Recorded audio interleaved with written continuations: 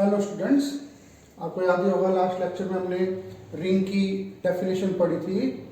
8 property थी ring बनने के लिए। एक नॉन एम्प्टी सेट और 2 ऑपरेशन चाहिए थे। एक को एडिशन बोलना था और एक को मल्टीप्लिकेशन बोलना था। फिर हमने रिंग विद यूनिटी और कॉम्यूटेटिव रिंग की डेफिनेशन पढ़ी थी। रिंग विद यूनिटी क्या थी? अगर रिंग के अंदर मल्टीप्लिकेटिव आइडेंटिटी एग्जिस्ट कर जाए तो रिंग विद यूनिटी। और कॉम्यूटेटिव रिंग कब बोलते थे? जब रिंग क्या हो, मल्टीप्लिकेशन के with respect to commutative law को सेटिस्फाई करे। 2 एग्जांपल किए थे। एक इंटीजर्स की रिंग थी ऑर्डिनरी एडिशन और ऑर्डिनरी मल्टीप्लिकेशन के साथ। ये क्या थी? ये थी रिंग, इसके अंदर यूनिटी भी थी और ये रिंग कैसी थी? कॉम्यूटेटिव भी थी। एक एग्जांपल किया था हमने इवन इंटीजर्स की ring with ordinary addition and ordinary multiplication. ये क्या थी? रिंग तो थी लेकिन इसके अंदर यूनिटी नहीं थी, लेकिन ये क्या थी? आपकी कॉम्यूटेटिव रिंग थी। अब कुछ और एग्जांपल करते हैं। देखिए, थर्ड एग्जांपल है आर ले लिया set of all n cross n matrices. n cross n order की सारी मैट्रिसेस विद ऑर्डिनरी एडिशन और ऑर्डिनरी मल्टीप्लिकेशन। जब मैं बोलता हूं ऑर्डिनरी एडिशन और ऑर्डिनरी मल्टीप्लिकेशन, इसका मतलब जैसे हम मैट्रिसेस को ऐड करते हैं वैसे एडिशन, और जैसे हम मैट्रिसेस को मल्टीप्लाई करते हैं वैसे मल्टीप्लिकेशन। अब हम चेक करते हैं कि क्या ये रिंग का एग्जांपल है, क्या ये रिंग विद यूनिटी है, या क्या ये रिंग कॉम्यूटेटिव रिंग है, एक्सेट्रा। देखिए, सबसे पहली प्रॉपर्टी होती है closure law with respect to addition. Closure law तो क्या 2 n क्रॉस n ऑर्डर की मैट्रिक्स का सम एक n क्रॉस n ऑर्डर की मैट्रिक्स होता है? आंसर है यस। लिखेंगे क्या? लिखेंगे ये since we know that sum of 2 n cross n order matrices is again a n cross n order matrix, so closure law with respect to addition holds good. Number 2, associative law. Associative law तो matrices में वैसे ही hold करता है, तो R में भी क्या करेगा? होल्ड करेगा। ठीक है। Number 3, existence of zero. Existence of additive identity कह लीजिए या जीरो। देन तो क्या था? नल मैट्रिक्स O क्या है? किसके अंदर है? R। जीरो नहीं, O लिखा है, O नल मैट्रिक्स इसको बोलते हैं। सच दैट कि आप कोई भी A ले लीजिए, कहां से? R में से। कैपिटल क्यों यूज कर रहे हैं? क्योंकि मैट्रिक्स को कैपिटल से डिनोट करते हैं। A plus O null matrix that is zero matrix A होता है, और जीरो प्लस A क्या होता है? A होता है। इसका मतलब एडिटिव आइडेंटिटी क्या करती है? एग्जिस्ट करती है। Number 4, existence of additive inverse. Additive inverse तो अब सिंपल है, किसी मैट्रिक्स A जो n क्रॉस n ऑर्डर की है उसमें क्या ऐड करें कि जीरो मैट्रिक्स आ जाए? ऑब्वियसली आंसर है -A मैट्रिक्स। तो फॉर इफ अगर A किसका एक n क्रॉस n ऑर्डर की मैट्रिक्स है, तो -A भी n क्रॉस n ऑर्डर की मैट्रिक्स है। वो भी कैसे? कि A plus -A equal to 0 और -A plus A equal to 0। तो हर एक एलिमेंट का क्या कर गया? इनवर्स एग्जिस्ट कर गया। Number 5, commutative law with respect to addition.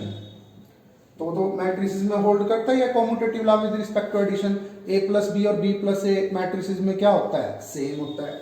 Number 6, closure law with respect to क्या? मल्टीप्लिकेशन। तो क्या 2 n क्रॉस n ऑर्डर की मैट्रिक्स अगर हम लेते हैं, 2 n क्रॉस n ऑर्डर की मैट्रिक्स, तो क्या उनका प्रोडक्ट भी एक n क्रॉस n ऑर्डर की मैट्रिक्स होता है? आंसर है यस। तो closure law with respect to multiplication क्या करता है? होल्ड करता है। Number 7, associative law with respect to multiplication, तो वो भी होल्ड करता है। एसोसिएटिव लॉ तो एडिशन का भी होल्ड करता है मैट्रिसेस में और मल्टीप्लिकेशन का भी। और number 8, distributive law. Distributive law भी क्या करते हैं? मैट्रिसेस में होल्ड करते हैं। तो फिर R में भी क्या करेंगे? होल्ड करेंगे। ठीक है, तो क्या बन गई है ये आपकी रिंग तो बन गई है रिंग। अब बात आ गई क्या ये कॉम्यूटेटिव रिंग है और क्या ये रिंग विद यूनिटी है। तो देखिए क्या कोई n क्रॉस n ऑर्डर की ऐसी मैट्रिक्स है कि a इंटू कर दें a आए और इंटू समथिंग इंटू a कर दें तो a ही आए। आपको पता ही है वो क्या है, I unit matrix, n cross n order की unit matrix a dot i equal to a और i dot a equal to a, n cross n order की यूनिट मैट्रिक्स। तो इसका मतलब रिंग कैसी है, ये है आपकी रिंग विद यूनिटी। अब बात आ जाती है क्या ये रिंग कॉम्यूटेटिव है। देखिए इस कॉम्यूटेटिव लॉ का कॉम्यूटेटिव रिंग होने से कोई लिंक नहीं है, बस सिर्फ रिंग होने से लिंक है। रिंग कॉम्यूटेटिव कब होगी, जब मल्टीप्लिकेशन का कॉम्यूटेटिव लॉ क्या करेगा, होल्ड करेगा। तो क्या दो n क्रॉस n ऑर्डर की मैट्रिक्स लें और क्या हमेशा a b equal to B होगा, नहीं, कोई जरूरी नहीं है। तो इसका मतलब क्या है, ये रिंग कॉम्यूटेटिव रिंग नहीं है। तो कैसी रिंग है, ये रिंग है आपकी रिंग विद यूनिटी, लेकिन नॉन कॉम्यूटेटिव रिंग है। अब देखिए एक और एग्जांपल है रिंग का। सेट दिया हुआ है 0 1 2 3 4 5 और इसको रिंग प्रूव करके दिखाना है एडिशन मॉडुलो 6 और मल्टीप्लिकेशन मॉडुलो 6 के साथ। आपको याद होगा रिंग की एक डेफिनेशन और भी थी, मतलब उसी में से जनरेट की थी कि 8 प्रॉपर्टी को कंबाइन करके पहली 5 क्या थी, R प्लस के साथ एबिलियन ग्रुप और दूसरा क्या था R डॉट के साथ सेमी ग्रुप और फिर एक था डिस्ट्रीब्यूटिव लॉ। अब आपको ग्रुप प्रूव करना आता ही है और अगर फाइनाइट ग्रुप प्रूव करना हो तो आपको याद ही होगा कि कंपोजिशन टेबल बनानी पड़ा करती थी। तो मैं आपके सामने कंपोजिशन टेबल लिख रहा हूँ, ये 0 1 2 3 4 5 लिख लिया, एडिशन मॉडुलो 6 आपको आती है बनानी 0 1 2 3 4 5 1 2 3 4 5। ये देखिए 1 एडिशन मॉडुलो 6 और 5 क्या आएगा 0, 2 3 4 5 0 1, ये 2 + 5 7, 6 से डिवाइड करा तो रिमाइंडर बच गया 1, ये आ गया 3 4 5 0 1 2 4 5 0 1 2 3 और 5 0 1 2 3 4। तो हमने कंपोजिशन टेबल क्या कर ली, कंप्लीट कर ली। कैसे लिखा करते थे आपको याद होगा, ही ग्रुप थ्योरी में मैंने पढ़ा था, कंपोजिशन टेबल की हर एक एंट्री R से है, तो इसका मतलब क्या है, क्लोजर लॉ होल्ड करता है। एसोसिएटिव लॉ कैसे प्रूव करके दिखाया करते थे, कोई भी अपनी मन मर्जी के 3 एलिमेंट ले लीजिए A B और C, एक बार तो लेफ्ट हैंड साइड जैसे 3 4 और 2 क्या आ गया, ये देखिए 4 + 2 6, 6 से डिवाइड करेंगे 0, 3 + 0 3 आ गया। और अब राइट हैंड साइड आ गया 3 6 4 6 2, ये देखिए 3 + 4 7, 6 से डिवाइड करा 1 और 1 + 2 क्या आ गया आपका 3। तो ये हो गया एसोसिएटिव लॉ। ठीक है, आइडेंटिटी कैसे ढूंढा करते थे, इसके जैसा कॉलम, ये रही एडिटिव आइडेंटिटी। इनवर्स आइडेंटिटी का इनवर्स तो हमेशा आइडेंटिटी होता है। 1 का देखिए 1 का हो गया 5, 2 का 4, 3 का 3, 4 का 2 और 5 का 1, हर किसी का क्या कर गया, इनवर्स एग्जिस्ट। और कॉम्यूटेटिव लॉ कैसे चेक करते थे, देखा करते थे क्या ये कंपोजिशन आपकी, कंपोजिशन टेबल आपकी सिमेट्रिक है, अगर है तो हम कहते थे क्या है, ये आपका कॉम्यूटेटिव ग्रुप है। तो हमने इसको प्लस के with respect to abelian group तो प्रूव कर लिया।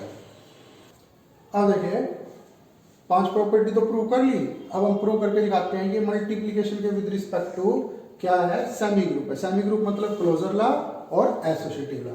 ऑब्वियसली क्लोजर लॉ प्रूव करना है तो कंपोजिशन टेबल बनानी पड़ेगी। अब मैं इसकी कंपोजिशन टेबल बना रहा हूँ मल्टीप्लिकेशन के with respect to, 0 × 0 0 × 1 0 × 2 0 × 0 into 1 0, 0 into 2 0, 0 into 3 0, 0 into 4 0, 0 into 5 0. यहाँ 0 0 0 0 0. 1 into 1 1, 1 into 2 2, 1 into 3 3, 1 into 4 5. यहाँ आएगा 2, यहाँ आएगा 3, यहाँ आएगा 4, यहाँ आएगा 5. 1 into 2 into 2 4, 2 into 3 0, क्योंकि 2 into 3 6 बनेगा, 6 से डिवाइड करेंगे. 2 into 4 8, 8 मतलब यहाँ आ गया 2. 2 into 5 10, यानी यहाँ आ गया 4. 3 into 2 6 यानी कि 0. 3 into 3 9 यानी कि 3. 3 into 4 12 यानी कि 0. और 3 into 5 15 यानी कि 3. 4 into 2 8 यानी कि 2. 4 into 3 12 यानी कि 0. 4 into 4 यानी कि 16 4. 4 into 5 यानी कि 20 यानी कि 2. 5 into 2 10 यानी कि 4. 5 into 3 15 15 यानी कि 3. 5 into 4 20 यानी कि 2. और 5 into 5 25 यानी कि 1. ये देखिए कंपोजिशन टेबल कंप्लीट कर रही. क्या कोई ऐसी एंट्री है जो R से बाहर हो? नहीं. इसका मतलब क्लोजर लॉ क्या करता है? होल्ड करता है. ठीक है. अब रह गया एसोसिएटिव लॉ. एसोसिएटिव लॉ के लिए तो वही मेथड है. 3 एलिमेंट चार्ट लिए A, B और C. पहले लेफ्ट हैंड साइड से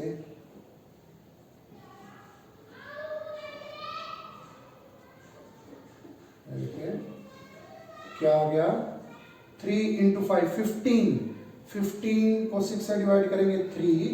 3 into 2 6, 6 को 6 से डिवाइड करेंगे, रिमाइंडर आ गया 0. अब आपकी राइट हैंड साइड यहाँ आ गया 2 6 3 5. देखिए 2 into 3 6, 6 को 6 से डिवाइड करेंगे, रिमाइंडर 0. 0 into 5 0, 0 को 6 से डिवाइड करेंगे 0. ये देखिए क्या आ रहा है? ट्रू. तो क्या हो गया? अब ये सेमी ग्रुप बन गया. और अब रह गया आपका क्या? Distributive law. तो डिस्ट्रीब्यूटिव लॉ में भी वही है क्या कि क्या प्रूव करके दिखाना. मान लो एक लेफ्ट डिस्ट्रीब्यूटिव लॉ प्रूव कर दें.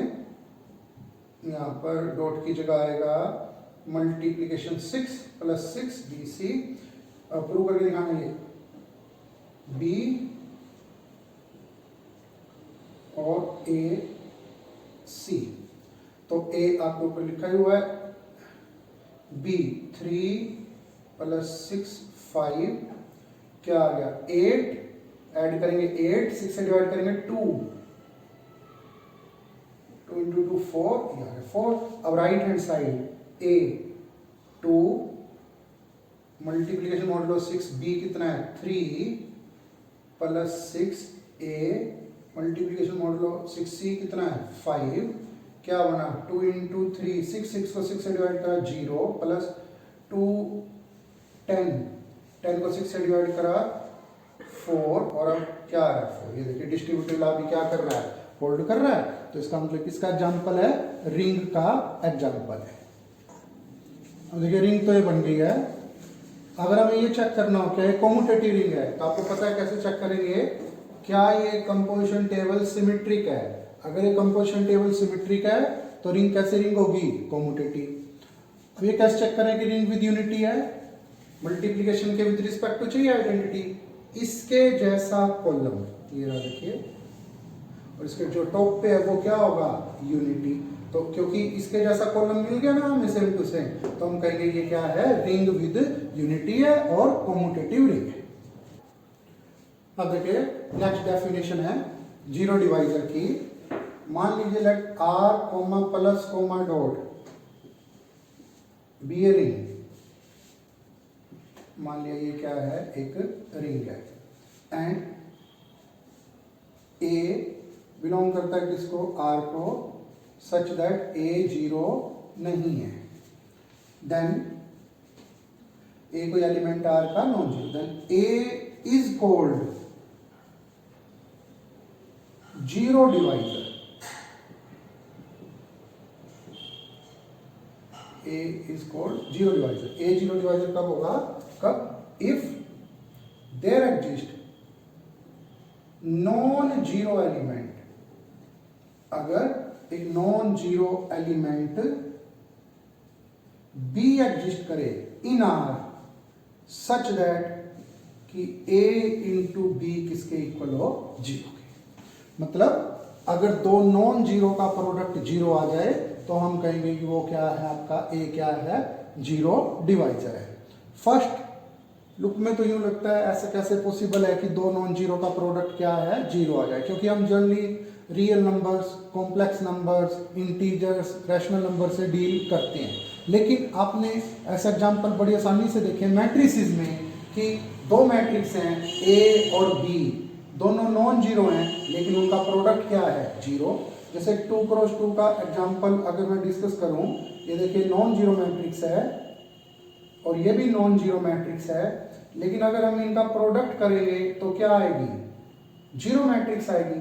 तो अगर एक रिंग है से ऑल 2x2 मैट्रिसेस की ऑर्डिनरी एडिशन और ऑर्डिनरी मल्टीप्लिकेशन, तो देखिए ये क्या है, ये किस चीज का एग्जांपल है, ये आपका जीरो डिवाइजर बन गया। एक एग्जांपल आपके सामने ही लिखा हुआ है, अभी अभी हमने इसको रिंग प्रूव करके दिखाया था, ऑर्डिनरी एडिशन मॉडुलो 6 और मल्टीप्लिकेशन मॉडुलो 6 के साथ। तो देखिए 2 मल्टीप्लिकेशन 6 3 क्या था, 2 इंटू 3 6 से डिवाइड करेंगे तो क्या, जीरो। ये दो नॉन जीरो का प्रोडक्ट क्या आ रहा है, जीरो आ रहा है। तो 2 क्या है, 3, क्योंकि कॉम्यूटेटिव रिंग थी तो मैं 3 को ही बोल सकता हूं। 2 और 3 दोनों क्या थे, जीरो डिवाइजर थे। जैसे 3 ये देखिए 3 इंटू 4 12, रिमाइंडर क्या आ रहा है, जीरो। तो ये क्या है, इस रिंग के अंदर क्या है, जीरो डिवाइजर एग्जिस्ट करते हैं। अब देखिए नेक्स्ट डेफिनेशन है रिंग विदाउट जीरो डिवाइजर। इसका नाम ही इसको अपने आप ही बता रहा है क्या है। मान लीजिए R comma plus comma dot एक रिंग है, मान लिया R comma plus comma dot एक रिंग है। तो ये ring R ring without zero divisor कब कहलाएगी, अगर आर के अंदर जीरो डिवाइजर ना हो। That is if A into B zero आए तो ए जीरो और बी जीरो, मतलब दो नॉन जीरो का प्रोडक्ट क्या होना चाहिए, नॉन जीरो ही होना चाहिए। क्योंकि अगर दो नॉन जीरो का प्रोडक्ट जीरो आ जाता है तो रिंग के अंदर क्या कर जाएंगे, जीरो डिवाइजर एग्जिस्ट कर जाएंगे, और उसका नाम ही क्या है, रिंग विदाउट जीरो डिवाइजर। जैसे हमने इंटीजर्स की रिंग पढ़ी थी, 4 एग्जांपल करे हमने। इंटीजर्स की रिंग क्या थी, रिंग विदाउट जीरो डिवाइजर्स थी। इवन इंटीजर्स की रिंग पढ़ी थी हमने, इवन इंटीजर्स की रिंग वो भी क्या थी, रिंग विदाउट जीरो डिवाइजर्स थी। और जो दो बाकी पढ़े हमने एग्जांपल वो क्या थे, रिंग विद जीरो डिवाइजर थे। इसके बाद डेफिनेशन आती है आपकी इंटीग्रल डोमेन की। इंटीग्रल डोमेन क्या है, देखिए इंपॉर्टेंट डेफिनेशन है। इंटीग्रल डोमेन मतलब 10 प्रॉपर्टी, ऑब्वियसली 8 तो किसकी, रिंग की और 2 extra.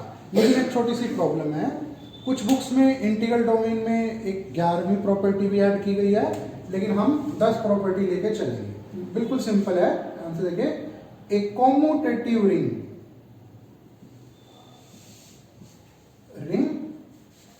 Without zero divisor is called integral domain.